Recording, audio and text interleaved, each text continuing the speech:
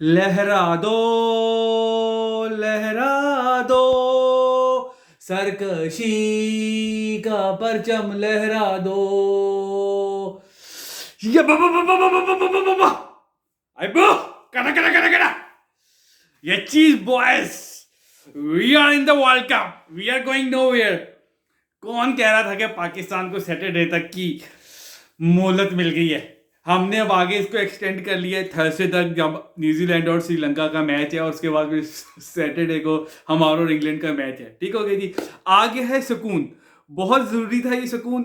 सुबह से मैं क्या, पूरा पाकिस्तान का हर कोई क्रिकेट जो फैन था ना, सड़ा हुआ था। मैं तो भाई बहुत ज़्यादा सड़ा हुआ था, ठीक है ना। उसकी वजह ये है कि भाई मुझे नहीं याद पड़ता कब लास्ट हमें 400 पड़ा था, और वो भी इतने मस्ट क्या कहते हैं विन गेम में 400 जब आपको पड़ रहा हो और आप कह रहे हो कि यार ये हो क्या रहा है। तो इस पे इस विन की जो आप कह रहे हैं इंपॉर्टेंस ये है कि इसने ना वो जो हमारे अंदर एक इंटरेस्ट था, जो साउथ अफ्रीका से मैच के हारने के बाद हम लग रहा था कि वी आर आउट, उसके बाद जिस तरह कुदरत का निज़ाम स्टार्ट हुआ है, जो मैचेस हमको जीतने थे और जो मैचेस हमारे हक में जाने थे, वो एक एक टिक होते गए हैं यार। वो पूरी कैटलॉग अगर आप खोल के देखें कि किस मैच को हम, वो उसी तरह चल रहा है भाई। टोटल कुदरत का निज़ाम है, और ये बड़ा ज़रूरी था। इसके ये क्यों ज़रूरी था इसका मैं आपको ना पर्सपेक्टिव भी बता देता हूँ, और आपको समझा देता हूँ कि हमारे लिए ये विन क्यों ज़रूरी थी। उसमें थोड़ा सा जो आपका जो किरदार है ना, आपकी टीम का और आपके फैंस का, वो इसलिए ज़रूरी है कि यार we were down and out. आपकी टीम का पता नहीं चल रहा था कि होगा क्या, अब आप कैसे करेंगे। पीछे पाकिस्तान में जिस तरह की बातें शुरू हो गई थी कि भाईजान ये इनका ग्रुपिंग है, बट मैं तो खुद इन चीज़ों पे थोड़ा थोड़ा यकीन करने लग गया था जो हालात चल रहे थे। लेकिन अब जो टर्न अराउंड हो रहा है ना, हो सकता है कि we are one game too late, but let's see and hope for the best. सबसे पहले जो हमने आज टॉस जीत के पहले जब बैटिंग की है ना, और जो हम 4 पेसर्स के साथ गए, इस पे बात कर लेते हैं। Rain was always on cards. Weather जब हम वहाँ से 2 दिन पहले से देख रहे थे, वेदर रिडार दिखा रहा था कि बारिश है। ठीक हो गया ना। इनके माइंड में था, इन्होंने बिल्कुल उस वक्त सुबह लग रहा था पहले हाफ में, भाई तू इतने बड़े मैच में टॉस जीत के बैटिंग क्यों नहीं कर रहा। लेकिन दिस टाइम द मैनेजमेंट और जो आपका कैप्टन था उसका decision, it click. But it was a very big Gamble. What if वो जो फखर ने सऊदी को एक छक्का दिया था एक हाथ से, और बिल्कुल कैच होते होते वो बच गया, अगर वहां पे वो हो जाता। तो मेरा तो ये अभी भी, मैं तो ये कहता हूँ कि this was a wrong decision Pakistan की बैटिंग को देखते हुए। अगर वो it was, we were totally dependent on Fakhar, और वो अल्लाह ताला ने ऐसा उसको चलाया कि उसने चांसलेस इनिंग खेली है और वो जिता के गया आपको match. But it was a very very risky decision इतने बड़े गेम में। If Fakhar had gotten out तो फिर मुझे नहीं पता कि हम किस तरह करते हैं। ठीक हो गया ना। तो पहली बात तो ये, दूसरी बात ये, हमने 400 जो खाया है ना, ये 400 बनता नहीं था। क्यों? हमारे बॉलर्स ने फिर वही गलती की। आज आप 4 फास्ट बॉलर्स के साथ गए हैं, इनसे फिर कंसिस्टेंट ठप्पा नहीं डल रहा। एक होता है ना कि जी लाइन पे आप बॉल कर रहे हैं। अब आप, मैं आपको बताता हूँ, जसप्रीत बुमराह जो है ना, पूरे 1 साल बाद कमबैक कर रहा है, इंजरी के बाद कर रहा है। वो वापस आया है किस तरह का बॉलर बन के, बीस्ट बन के वो वापस आया है। हमारे वालों को हम कहते हैं जी वो जी इंजरी के बाद ना फारिग हो गया, इंजरी के बाद। भाई इंजरी के बाद आप चाहे फारिग हो या ना हो, आपको एक काम है, आपको ठप्पा तो यार एक जगह डालना चाहिए। हमारी तो 3 लगातार बॉलें एक जगह नहीं पड़ती भाई, आप क्या बात कर रहे हैं। एक आगे एक पीछे, एक लेग पे, इतनी वाइड है, इतनी आउट, फील्डिंग ऑफ की ली हुई है, बॉलिंग लेग पे करें। तो मैं तो इस परफॉर्मेंस से बॉलिंग में ने कोई सपोर्ट नहीं किया बाबर आजम को, ठीक है ना।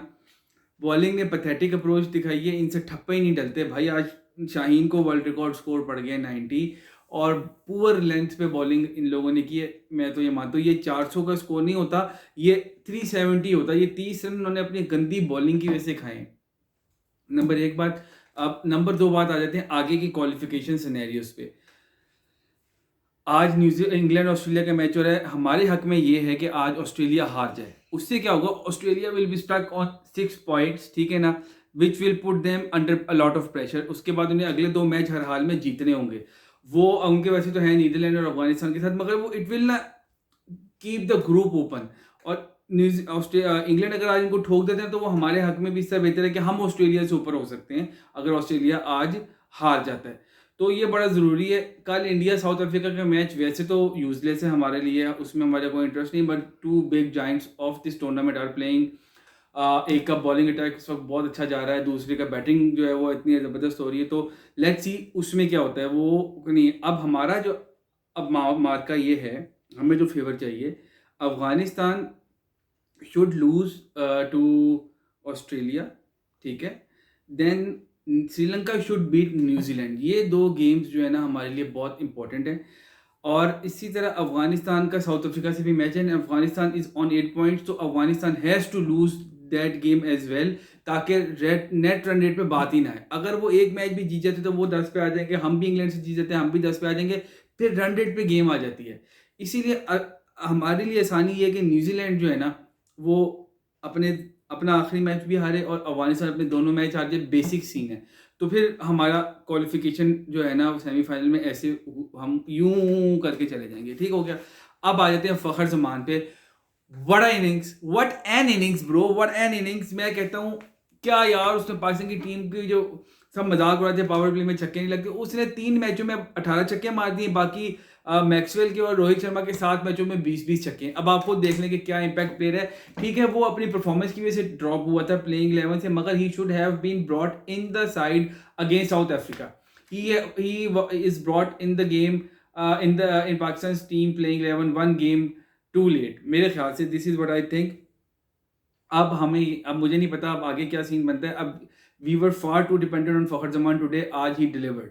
अब अगली गेम में, अब ये फ़खर जमान, अब ऑब्वियसली क्रिकेट है, हर गेम में आप स्कोर नहीं कर सकते, तो other players need to step up और I think play with a better strike rate, relax करें अब 3-4 दिन, अब अपनी फील्डिंग और बॉलिंग के ठप्पों पे फोकस करें और अपने ना कैप्टनसी डिसीजंस पे जो है ना उन पे भी थोड़ा सा फोकस करें।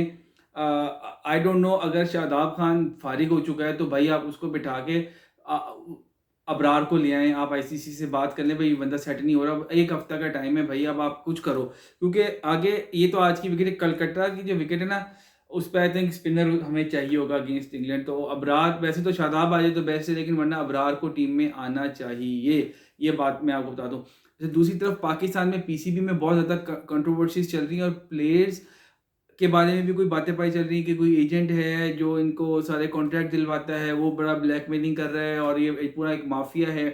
तो ये चीज़ें भी कर रही हैं और बड़ी क्या कहते हैं, क्लियर और ऑथेंटिक रिसोर्सेज से बातें पता चल रही हैं कि जो टीम जो है ना इसमें कुछ इनकी मोनोपोली है कि कौन सा प्लेयर खेलेगा, किसको ऐड मिलेंगे।